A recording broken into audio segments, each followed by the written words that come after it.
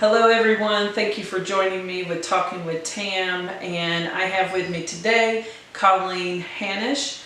I called her over the last 24 hours after reflecting on two suicides that are very well known, and that would be Anthony Bourdain and Kate Spade. And just reflecting over the last few years how I have seen personally with who we usually see is up in front, and that's our celebrities, while we know behind the scenes this is something that is continuing to rise. So Colleen has been very gracious to be on my show, and I'm very excited to have her and have this discussion. So I'm going to turn it over to her and let her tell a little bit about herself, and then we'll go from there. Thank you for joining me, Colleen. Thank you. Colleen Hannush. Some of you may know me. I've worked in the area I grew up in Asheville, but I moved here about 11 years ago, and I've worked in mental health that whole time. I've worked for RHA and I've worked for Mobile Crisis. So I've worked with a lot of people who have had depressive states and suicidal states, and worked with that, and have a fairly good understanding of how to approach people in that field. It's a little bit different to approach people in your private life when they're depressed and what to do. So I think I see that everybody with these two suicides back to back are really scrambling, and I think we've had a couple of local deaths too that have left people scrambling and feeling helpless. What do we do? The first thing I'd like to talk about is, number one, if you are feeling suicidal or deep depression or depression in general, what are some local sources that we can get to get some help when we know we need to? So, like I said, I work for Mobile Crisis. It is a team that's based out of RHA, and they come to you. So you would call 1-888-573-1006. But you can call that number. A dispatcher will answer. If for some reason they don't answer, they almost always do, but if the line gets tied somewhere, just try them back in 5 minutes and they will answer the phone. They will talk you through whatever's going through and either point you in the direction of where you need to go if it's not a full crisis, and you can get to the hospital on your own, or you can do things on your own to get help. Or they will send someone out to meet with you, and they don't have to meet in your home.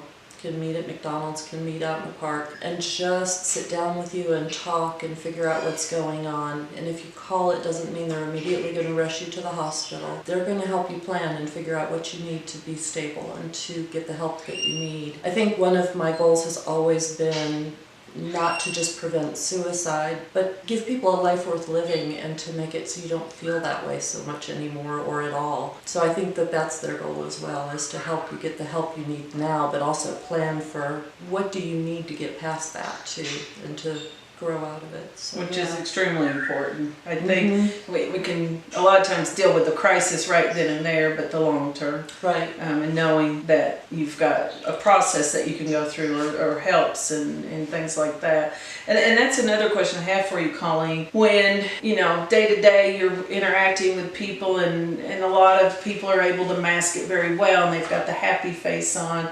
And some of us are sitting back, you're reading these stories about Anthony Bourdain and people that had it all and everything's great, and they used to have some really hard times and they got through that. Why now? And just wondering, for us, when we're interacting with people and our friends, or sometimes people that can hide it the best, are there signs that we can be looking for, or red flags that we should be aware of that might give us some insight that they need to open up or have someone to talk to? It's difficult because everybody's different. Yeah. You have people who come out and have a lot of emotion and deal with things emotionally and ask for help often. And sometimes they burn everyone out as far as, I need help, and they're asking, but people don't know what to do, and then they just give up. Mm-hmm. And then you have people who are very cloaked and private, and then you have people who are professionals. Doctors and emergency workers are one of the higher levels of people who are going to have suicidal thoughts and commit suicide. So who do they open up to? And for me, if I was suicidal, going to the hospital is awkward because I work there. You need your safe place, so to speak, is what I hear you saying. Is because Right. a lot of people are doctors, are own counselors, are people that run companies. They're supposed to be the rock of the community. They're supposed to be the rock of, They're of supposed so to be many strong. patients. Yeah. Yeah. And- And asking for help doesn't appear to be strong, but Right. it really is. Yeah, and I think that's another thing that we were going to talk about is community. We talk about community, how so many people are isolating themselves, whether it's through social media or just the community breaking down. We see it in small towns also. We see it around here, but especially in the bigger cities, you probably see it maybe more because we're so disconnected and we don't even know who our neighbor is most of the time anymore. Yeah. So you had some thoughts on that you might want to share with us on building the community to be able to have that back and forth and open communication and not to have fear to come to someone to open up. When you're depressed, the hardest thing in the world is the thing that's going to make you feel better, and that's getting out. And that is being with people, talking with people. It doesn't have to be for long periods of time, but going to church or going to a community concert or going to the coffee shop and meeting somebody. Those things are the things that are going to make us feel better. But when you're in a depression, it's like somebody's holding your arms and legs down, or you're walking through mud. It's just so hard to do anything. So if you're noticing your friends are turning you down for things more often, you might want to go to their house and sit and have a talk with them and see if they're feeling depressed, and do a lot of listening. Just ask questions and then listen, and withhold judgment about what you think is going on, and find out. I think spending time with each other and getting to know each other and having a wide range of people we can go to opens up the opportunity. But again, when you're depressed, you don't want to do that, so you kind of have to force yourself out. Get out and make friends. Find that one or two persons that are going to be there for you. Sure. And on the other end, when you're looking at people, watch and see, are they building friendships, or are they just always on Facebook and never out in public, or are they missing church a whole lot? Or older people have more difficulty getting out. They're losing abilities to drive for themselves or to do things, and they need people to support them. One of the risk groups are people who've had suicides in their family.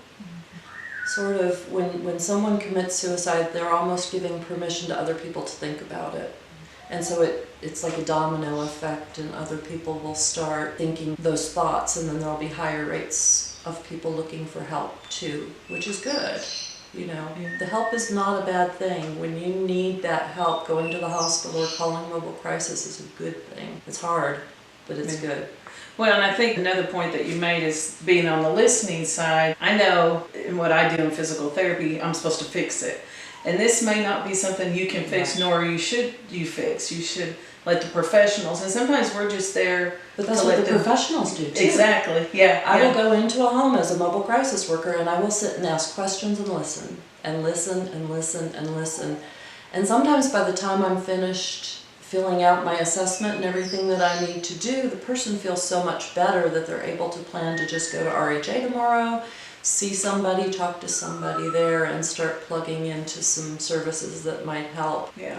Get some medications. We had talked about that before we started, that some medications need to be adjusted, some work better than others. There are some risks of increased suicidality with medications, so just be aware that when you're taking something and you're starting to feel it, doesn't mean you're broken, it might just mean the medicine's not working. And you need to go to your doctor and say, hey, listen, we need to adjust this because this is scary feeling, I don't like it.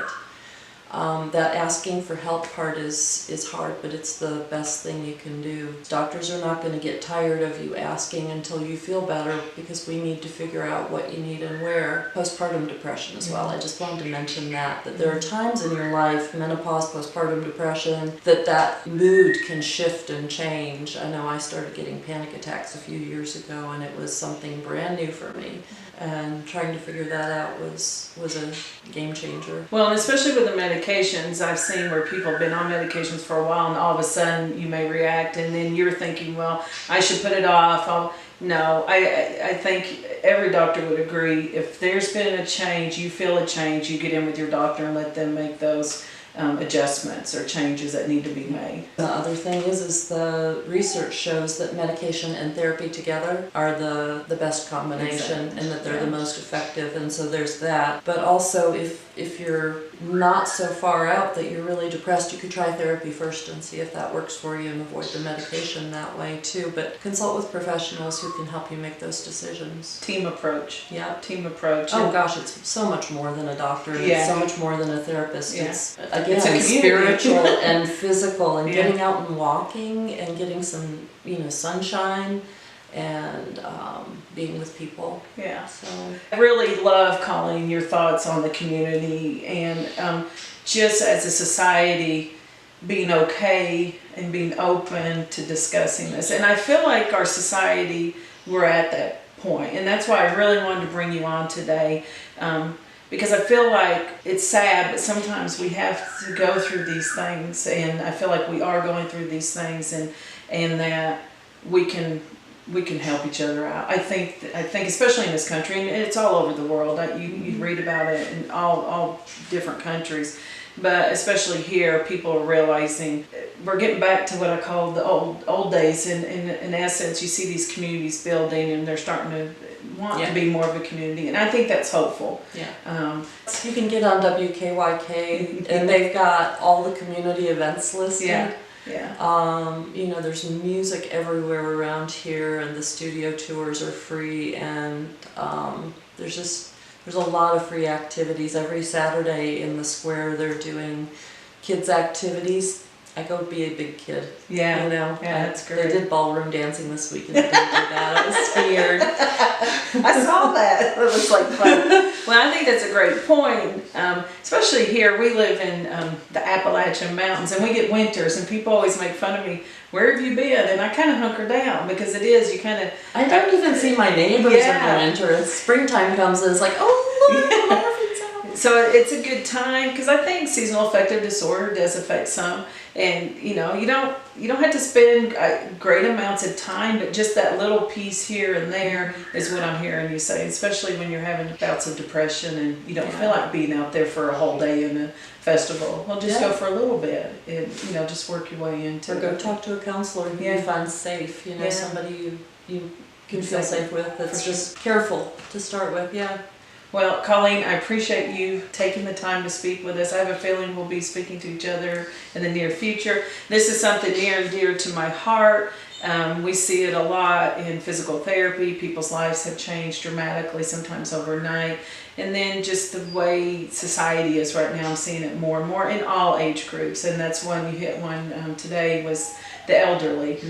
We see it in all age groups. We see it every day. So I just wanted to reach out to my listeners and let them know on a local level where we can connect and where there is help. And for all my other viewers, we will, when we edit this, we'll put the 1-800 number for suicide, which you guys have been seeing, I know, for the last several days since this all happened. So we'll make sure we do that. I've got that number Okay. here. And then the one for mobile crisis is 1-888-573-1006. You can also text for help, 741-741. And then the national number, 1-800-273-8255. Okay, thank you so much, Colleen. And thank you for joining us. Again, this is Talking with Tam. I appreciate Colleen joining me, and we will see you next time, everybody. Thank you.